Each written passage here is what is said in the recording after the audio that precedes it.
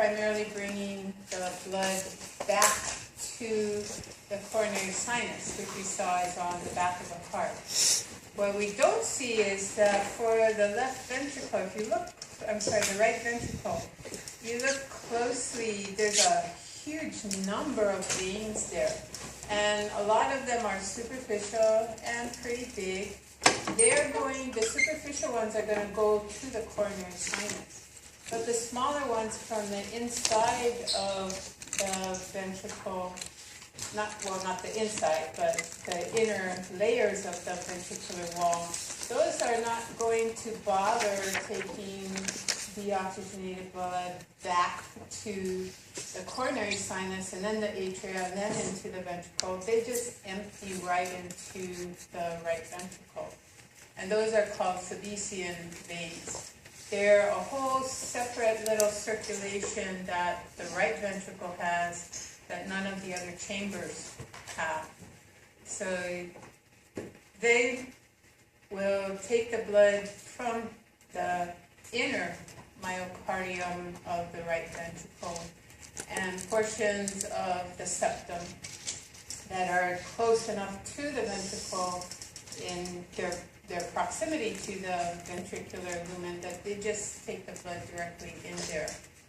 Another thing that the illustrations don't show you, but this shows you very clearly, is that the arteries anastomose. What is an anastomosis? That means an artery that's coming down the front is going to join an artery that's coming down the back, and they're going to have a continuous loop from the front to the back of the heart.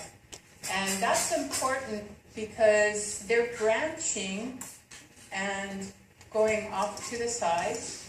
What if you had a occlusion, you had a block right here in the coronary artery? Blood could flow down to that point, but it couldn't go any further. But actually, it can, because if the blood vessel on the back of the heart is fine, then blood comes down the back side in the posterior descending, and then just comes back up the blocked artery to where the blockage is.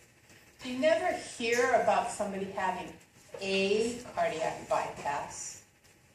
It's not necessary. If there's one artery that's blocked, the heart takes care of itself. That blockage will trigger the retrograde flow will take care of the delivery to the tissues, and the heart will make its own little blood vessels to bypass the blockage.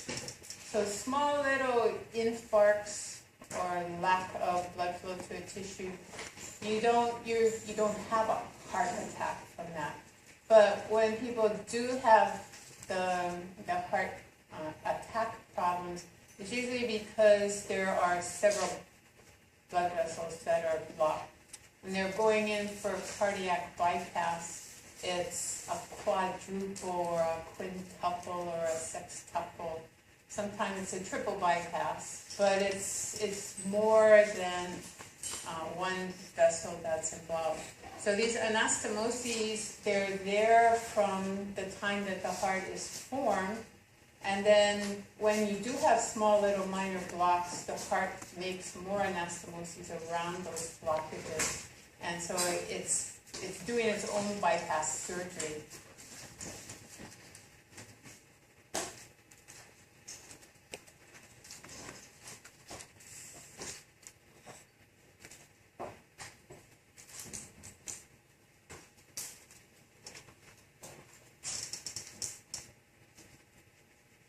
So go back to the conduction system now.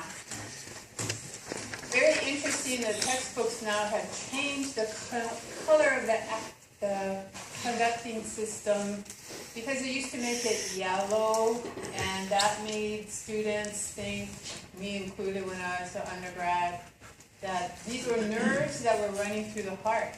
And they're not nerves that are running through the heart. They're modified myocytes. They're modified cardiac cells that are conducting through the heart. Nerves come to the various areas in the heart. They go to the SA node, they go to the AV node, and they can also go to the conducting system that's in the wall, but they're not these pathways that we teach you about. So they change the color, but they still draw it as though it's a continuous pathway. But you have to remember, these are cells that are hooked up together via gap junctions, and they're passing their action potential from one cell to the next. So electrical signals go through these gap junctions. And it's not an action potential that is continuously propagating down the nerve. The SA node up here is called the sinoatrial node. That's what SA stands for, sinoatrial. That's your pacemaker for normal heart, the normal heart. And it gets that distinction because it can spontaneously depolarize faster than any other cell in the heart. So the reason it's the pacemaker is because it's the fastest. So if something else depolarizes faster than the sinoatrial node, then it's going to take over pacing of the heart. That rarely happens. Sometimes it does, but it takes more of these other cells in other parts of the heart to exceed what the sinoatrial node can do. So SA node is via these gap junctions in these modified melanocytes. It's going to send action potentials away from this central location, which is up in the right atria by the superior vena cava. It's going to have a branch that goes across to the left atria. Since the pacemaker is on the right, it's got to depolarize the left. So it's going to have a main bundle branch that will go across there. It's called the bundle of Bachmann. And otherwise, it's just called the interatrial bundle. And then you have internodal pathways, so between the SA node and the AV node. Those will go across the right atrial wall, and there will be similar pathways that will go around and through from this bundle, this interatrial bundle, branch out and go through the wall of the left atria. So circular pathways through that wall as well. Atrioventricular node is named for its location. It's right close to the atrioventricular septum. So it's located between the atria and the ventricle. AV node's job is just delay the action potentials that are traveling through these cells for a short period of time so that the atria can finish their contraction, their systole. So I've got to learn those terms. So systole is contraction.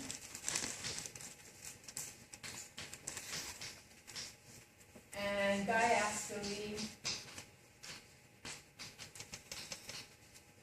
is repolarization.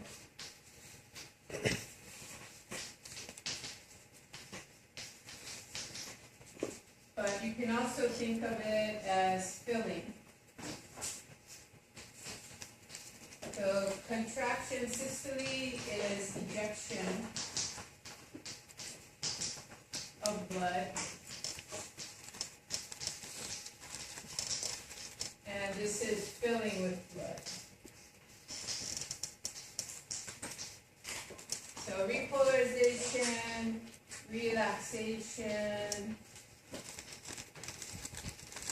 However you want to think about it, the muscles are going back to their resting length during diastole.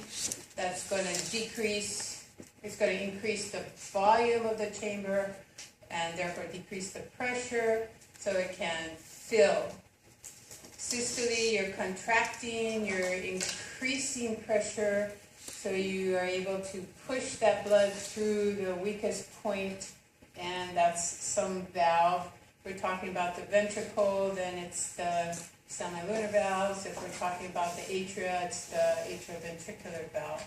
So you're ejecting blood during systole, and you're filling with blood during diastole. So since the atria are going to contract and push the last bit of blood into the ventricle, you want that last bit of blood to complete the filling of the ventricle. You wait until the atria have contracted to get that last little bit of blood in. Most of the blood that goes into both ventricles are due to ventricular diastole. The ventricles have finished their systole, they are relaxing, their volume is increasing. Once their pressure is below the atrial pressure, then the AV valves are sucked open with the blood that's coming into the ventricle. So most of the filling of the ventricle is due to the ventricle diastole. The last little bit, last about 20%, is due to the atrial systole. So you can get by without atrial systole. You could survive. You wouldn't get the whole volume into the ventricle. You'd be missing 20%. If you needed that 20% during exercise, you wouldn't have it, so it would be a limiting factor. But you could still do everyday activities without atrial contraction. But the AV node's job is hold on, wait, the atria contract, then I pass the information to the ventricles. The ventricles will be receiving information very shortly after the atria have finished their contraction. And then the ventricles will contract, and the blood will be ejected, and then they will go into diastole. And all of these events create electrical activity in the heart. And those action potentials, that electrical activity that's going through the heart, a smart German man named Einthoven figured out how to pick that up from electrodes. And so we'll be talking about the EKG or ECG. It's the same thing. In German, electrocardiogram is spelled with a K. In our American English, British English, it's spelled with a C. So ECG is our way of saying it. EKG is the German's way. Same thing. So think about this.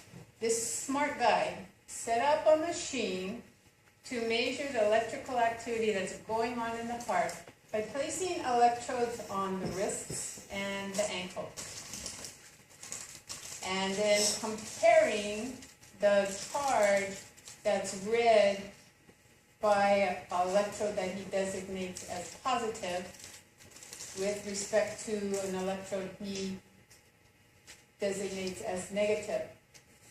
So we're going to see that he had 3 recording electrodes and one to make sure that he didn't electrocute his patients, which was the ground. We had 4 electrodes he put on the individual, and we have standard placements for that. If the electrical activity is if it's perpendicular to the activity that's going on in the heart, your machine picks up no change in electrical activity. If it's going towards the electrode, then his little tracing thing will go up. And if the electrical activity is going away from that positive electrode, then the trace will go down. So he had this all figured out, I think in the 1800s or early 1900s. And then they've elaborated from there. He also, I think it was also his idea, not only to compare the wrists and the ankles to each other, but he also set up the machine so it could look at the center of the heart as negative, and then the right wrist, the left wrist, and the left ankle as positive. So he had 3 more ways to look at the heart. Later on, they did the chest leads. But come back when we talk about the EKG, think about that if the electrical activity is going perpendicular to a recording electrode that's positive over here, you just see a flat line. If it's going toward the electrode, but if it's going towards the electrode, then it's going to have a positive deflection, and if it's moving away from the electrode, it's going to have a negative deflection. These are all summed at the surface of the heart. And then same thing for ventricle. The conduction pathway is primarily straight down through the septum, but then it's going to go back up towards the base of the heart. So you're going to see waveforms that will go down and then up and then down and then up. And then as repolarization is occurring, you have another electrical event. And depolarization goes from apex, well, it's kind of spreading as it's going down the septum, but essentially it's from apex to base, and then repolarization is the opposite. So we're going to see all of these things, unless they're obliterated by a waveform, you're going to see all these events going on in the EKG. So these small little fibers out here, these are your Purkinje fibers. There's small little fibers that aren't shown everywhere in the ventricle and also in the atria. This big chunk here of conduction cells, that's called the AV bundle. It's also called the bundle of His. And then it branches, and what they don't show you here is there is really a pretty much solid branch on the right side, but the left has multiple branches that start immediately after the AV bundle branches. They head around the septum to the back of the heart and to the left ventricle, to the back of the heart, and then also to the right ventricle.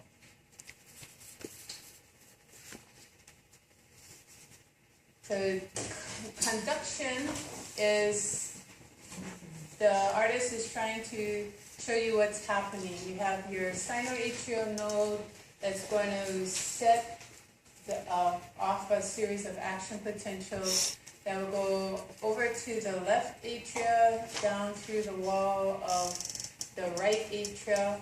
It will spread across the atria so quickly that they contract almost simultaneously. You get one waveform, and that will be called the P wave. We'll see that shortly. The AV node is holding on, it's receiving the action potentials, but it's not passing it down to the ventricles until the atria have finished contracting. Once they finish contracting, then the AV node will release the action potentials. They'll travel down the bundle branches and throughout the heart from pretty much apex to back towards the base. And that's what these little arrows are trying to show you.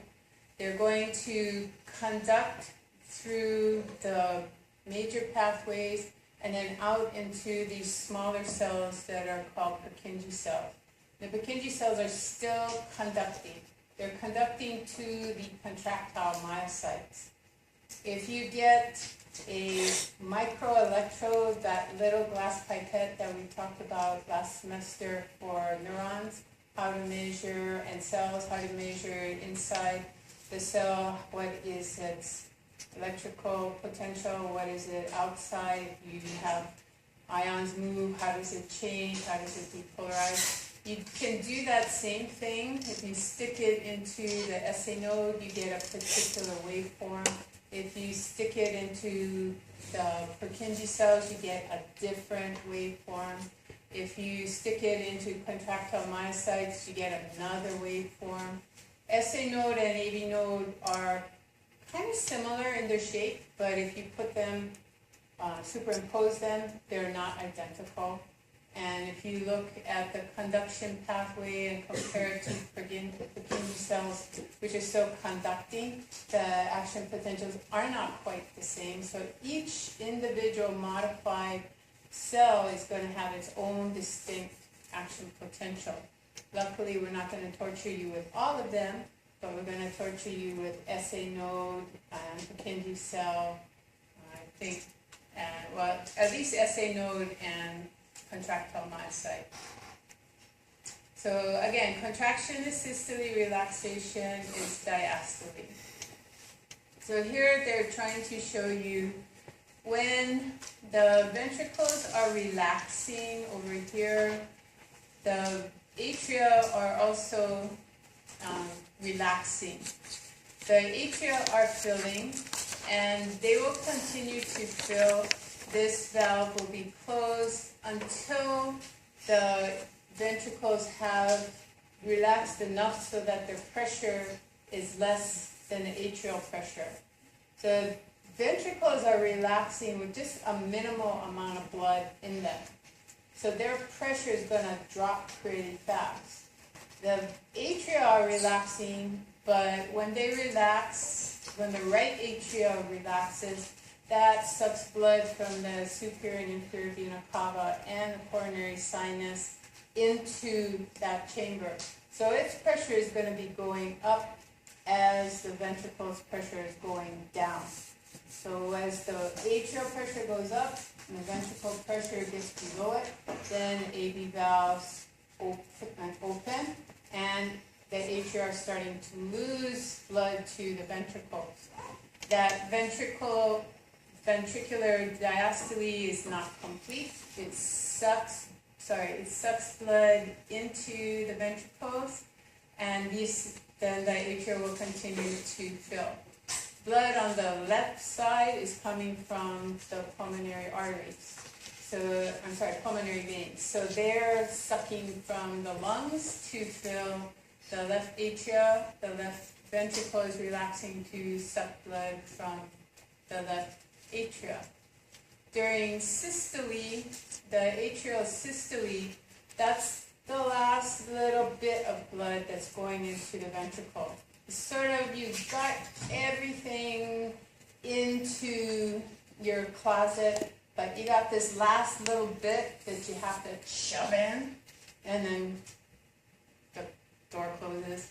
But that's the last bit of the blood that goes into the ventricle is due to that shoving due to atrial contraction. When the ventricles start to contract, you've got the pressure building up, the volume is going down. First thing it does is close the AV valves. So then the blood cannot go back into the atria. Blood can't go anywhere yet because the pressure out in the aorta and the pulmonary trunk is greater than the ventricular pressure. So you have to continue to build pressure until you can exceed what pressure is in those large vessels, and then the semilunar valves will open and blood can be ejected out. When the ventricles start to relax in early diastole, their pressure just drops back below the pressure that's out there in those great vessels. Blood will want to go back towards the ventricle, but the cusps of the semilunar valves are designed to catch the blood and by doing so snap shut. So they prevent the blood from going back into the ventricle.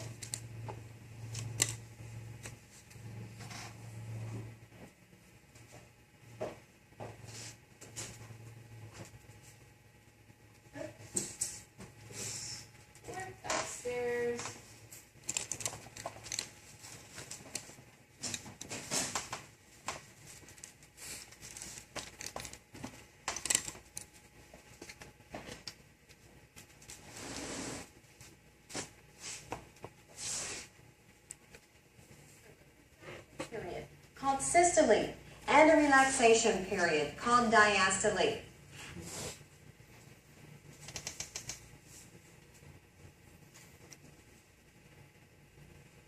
During one cardiac cycle, all 4 heart chambers go through a contraction period called systole and a relaxation period called diastole. As a result of the cyclic contraction and relaxation of the ventricles, blood pressure in the pulmonary and systemic circuits rises and falls. Let us consider a complete cycle for the left side of the heart. Chamber pressures and volumes can be shown on a graph. Here, the red line traces the pressure inside the left ventricle. The green line shows pressure in the aorta. And the blue line traces the pressure within the left atrium. We will begin our look at the cardiac cycle at the end of a cardiac cycle. At this point, the atria and ventricles are in diastole, and the ventricles are roughly 70% filled with blood. The cardiac cycle begins with atrial systole. As the left atrium contracts, blood remaining in the left atrium is forced into the left ventricle.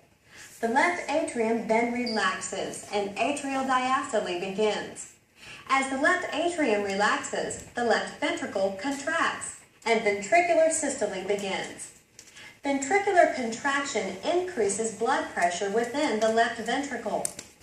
When left ventricular pressure exceeds left atrial pressure, the bicuspid valve shuts, preventing blood from flowing back into the atrium. Ventricular pressure continues to increase until it exceeds the blood pressure in the aorta. At this point, the aortic semilunar valve is forced open and blood flows into the aorta. When the left ventricle finishes contracting, it enters the period of ventricular diastole. Blood pressure in the left ventricle declines rapidly. When it falls below the aortic blood pressure, the semilunar valve closes and prevents backflow. The left atrium remains in diastole throughout the ventricular systole and continues throughout most of the ventricular diastole.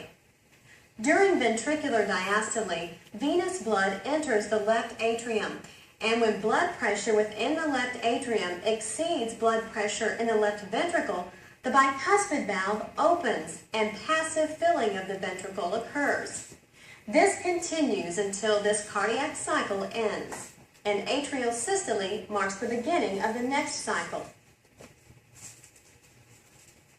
So just because she's saying that atrial pressure exceeds ventricular pressure, it's not saying that I'm wrong saying ventricular pressure is below atrial pressure.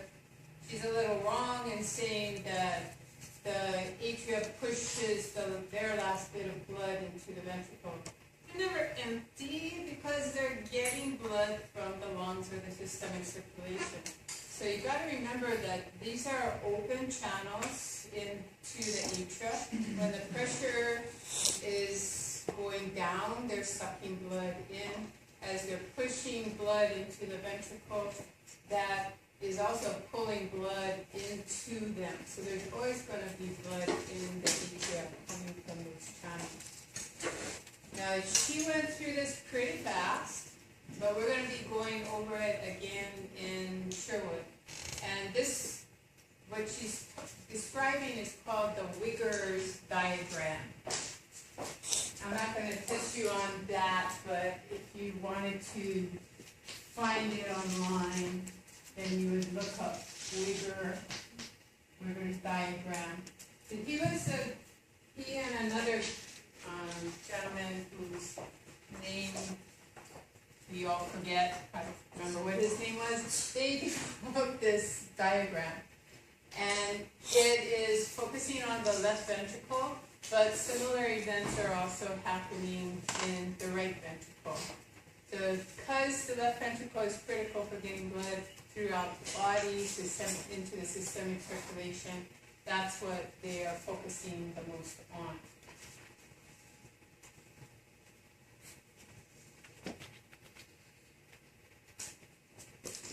Okay, I forgot to get everything ready, so let's just answer this. If a systolic pressure. If a person has a blood pressure of 120/80, and the units are millimeters of mercury, what is the left ventricular pressure at the end of ventricular systole? Is it 100, 120, greater than 120, 80, or 90 millimeters of mercury? It says A, it says E, it says C, it says D, it says E. So we only had 2 brave people who actually want to answer that. And it is C. It has to be above what their systolic pressure is. So we're going to learn how to do blood pressure. The blood pressure that you see in your chart or in other people's chart, the 120 is the systolic pressure. That's the pressure at the time the blood is being pushed into the blood vessel. The 80 is the ventricular diastolic pressure. So after the ventricles are relaxed, before they start to fill again, what is that pressure that the blood has to be above to get blood into the ventricle? So ventricular filling pressure has to be above 80 for blood to get pushed or sucked into the ventricle. So anyway, that's diastolic pressure. This is systolic pressure. Heart sounds. When your heart contracts, you have blood flowing through valves, and then the valves snapping shut. When they snap shut, they make a sound. The first heart sound is going to be due to your pulmonary and your AV valves, your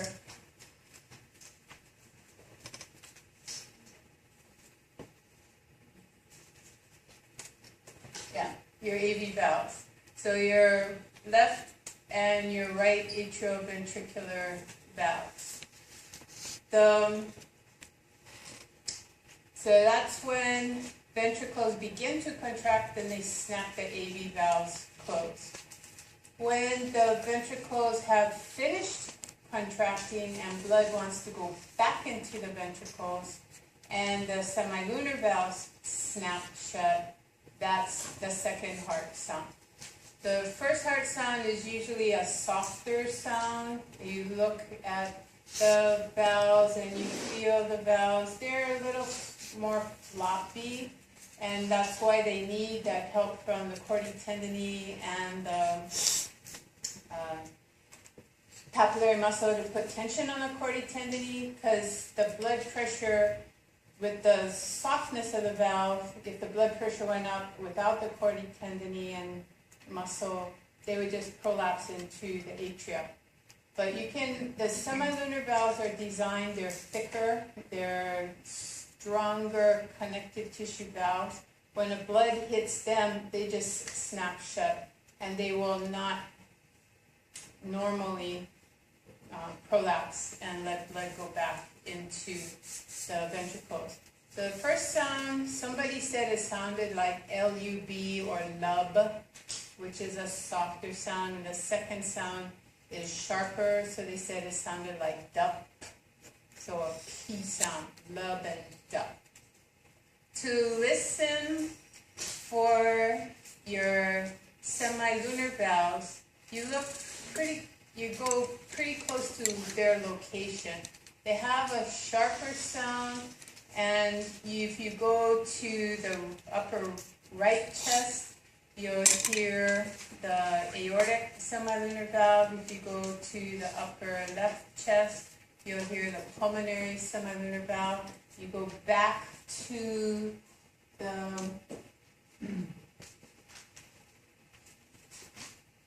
this one, you can see that you have your pulmonary channel on top of your aortic channel. this is going to the right, and this is going to, sorry, this is going to the left, and this is going to the right. So when you want to listen for the sounds, you go to the left chest for the pulmonary, and you go to the right chest for the aortic semilunar valve. You do not try and listen for the AV valves where they're located, because the sharp sound of the semilunar valves closing are going, and it's happening pretty close together. There's not much time there.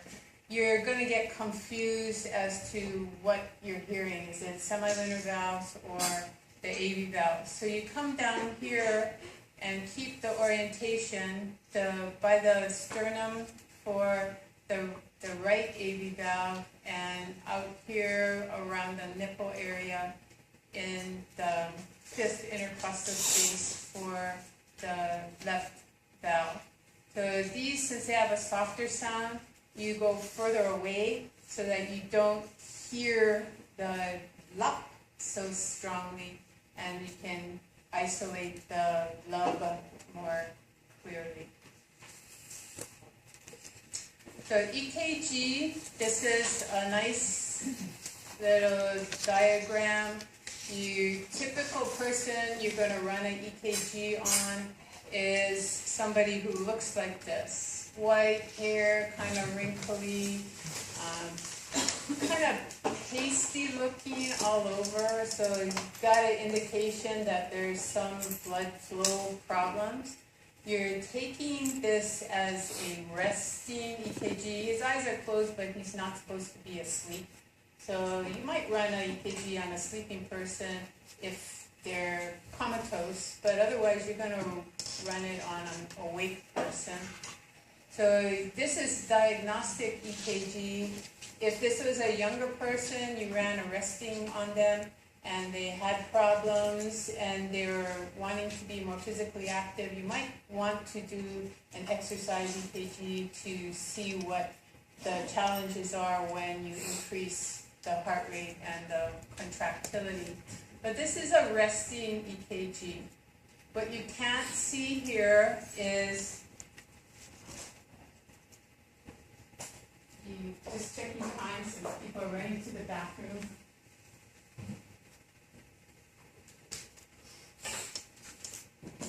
So we've got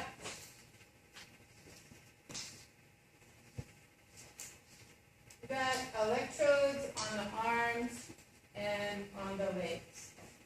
The electrode on the right arm is going to be always in America. It's colored white. And right kind of rhymes with white. So that's one way to remember that. Left arm is going to be black.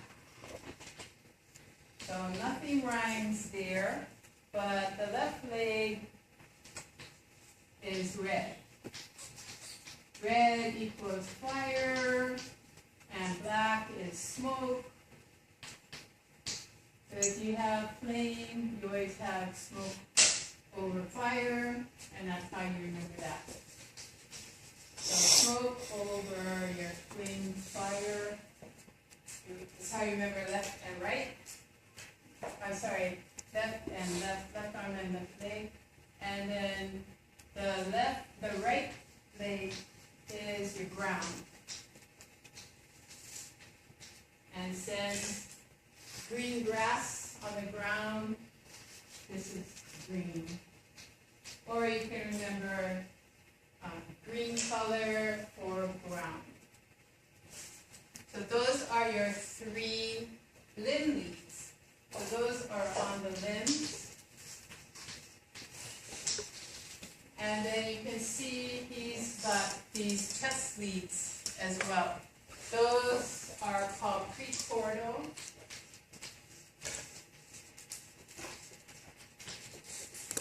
So this is part, and these are in front of, or actually around the heart. And you can see he's got one here, and then 2, you find his mid-clavicular line, go down, and find, this is in, we'll show you later, that's the fourth intercostal space. Come down, you locate at the mid-clavicular line. In the fifth intercostal space, another, that's number 4. So you got 1, 2, and you put 3 in between. And then you go out to his armpit, let's say his armpit's in that area. And right in the armpit, you're going to put an electrode that's number 6, and then number 5 is going to go in between both. So you have these 6 chest leads. We call it a 12-lead EKG. Well, green on the ground isn't a recording electrode. It's just to keep your subject from having the electricity of the machine go through him and electrocuting him. So we've got 3 electrodes that we're recording from. Right arm, left leg. Or we're using those as reference electrodes. And we've got 6 on the chest. So 6 and 3 is what? 9. So where are the other 3? We actually have this compared to that, and that's lead 1. This will always be positive. This will be negative. So we're reading from the left arm, but our reference is what electrical activity from our heart is coming towards the left arm from the right arm direction in the heart. That's lead 1.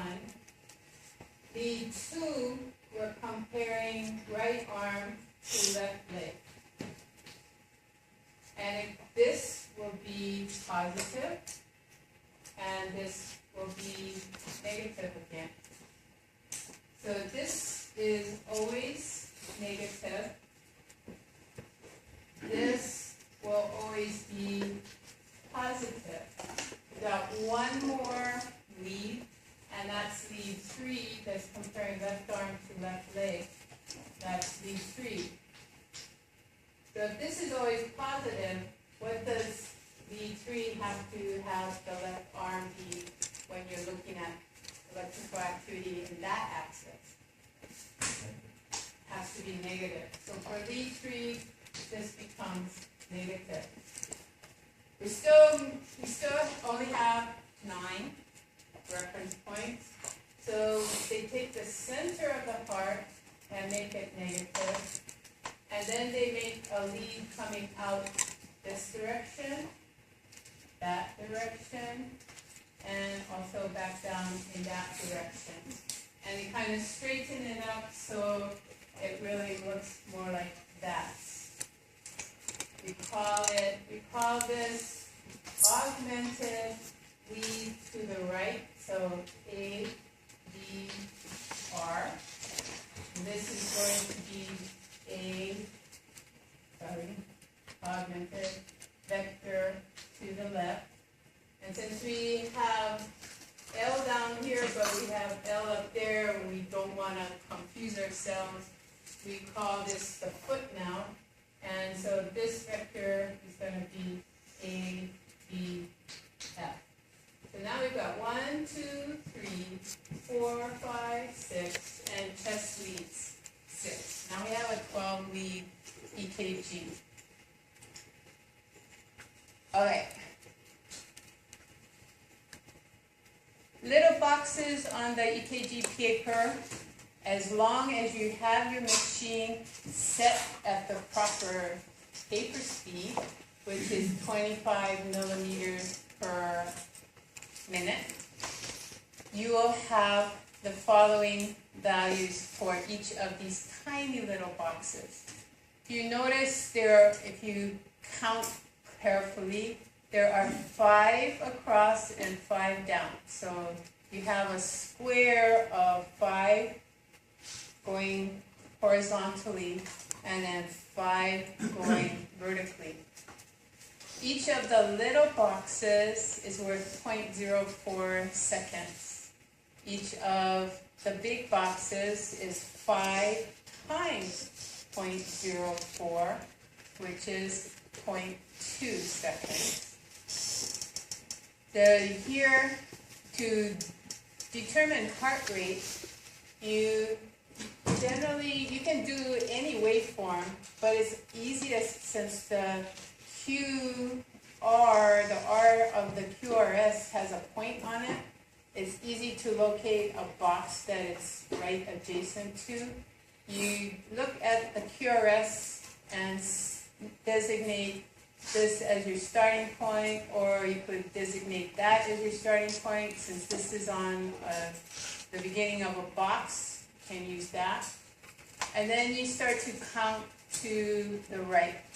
There's a shorthand that I'll teach you in Silverthorne, but and that is a general estimate, and it's close enough for most purposes. But if you want to know exactly what the heart rate is, you count the big boxes. You got 1, 2, 3, 4, 5, 6. So 6 times 0.2, because that's what a big box is worth. And then you count the number of little boxes. So to me, it looks like there's 2 little boxes, and you multiply 2 times 0.04, add those together, 1.28. So each beat in between each ventricular systole, there's 1.28 seconds.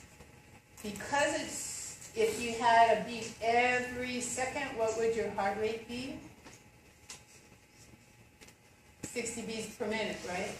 Because there's 1 beat per second, and you have 60 seconds in a minute. Your heart rate is 60 beats per minute. Since the time it takes between each ventricular contraction is more than a second, you can right away tell what? The heart rate is faster or slower than 60 beats per minute? Slower. So you already know that it's below 60 beats per minute. And normal heart rate is somewhere around 65 to 70 beats per minute. So this is below 60 beats per minute. So you could crunch the numbers. Some people are mathematically challenged, so I will have this calculation on the exam. I will have my calculator up here that you can use. You cannot use your own, because people can store too much information on those fancy calculators. It's a method of cheating. You have to come and use my solar calculator that can store no information. Okay? Or you can do it in your head, but if you write this down and do the calculation incorrectly, if it's on your test and the equation is correct, I'll give you the point back. If you guessed wrong and put the wrong bubble on the Scantron. If you write nothing and do everything in your head, you get it wrong and you say, but I knew the equation. Sorry, you didn't write anything down. I can't say that you knew it. So anyway, 60 divided by 1.28 will give you a heart rate of 47 beats per minute. We're going to find out that bradycardia, which means you have a really slow heart that's not functioning properly, in a resting person that's non-athletic and looks like that, you're not expecting the heart rate. If this was a marathon runner, you wouldn't bat an eye and say, oh yeah, healthy heart, that's fine heart rate. But when the person is this old and that kind of pale looking, and you have a heart that's beating that infrequently, that explains why he's got this kind of ashen color to him. So diagnostically, it's below 50, so you say bradycardia. If you did an EKG and the heart rate was greater than 90 at rest, that would be considered tachycardia. And that would mean that something, either hormones or nervous system, is overstimulating the heart. So that would be, you get bradycardia when the QRSs are close enough to give you a 0.7 seconds. per beat. So here's the P wave, that's atrial systole. QRS is the ventricular systole, and the blood is actually coming out here. And then you got T wave, which is ventricular repolarization. You don't see atrial diastole because that's occurring during this huge electrical event called QRS. So it's not apparent on the EKG. Another important thing is what are the shapes, or do they look normal? Do you have a P for every QRS, or are you missing some P's, or are you missing some QRSs? Also look at the time between the onset of the P and the onset of the Q, that's called the PR interval. If that gets too long, then you've got problems with the AV node.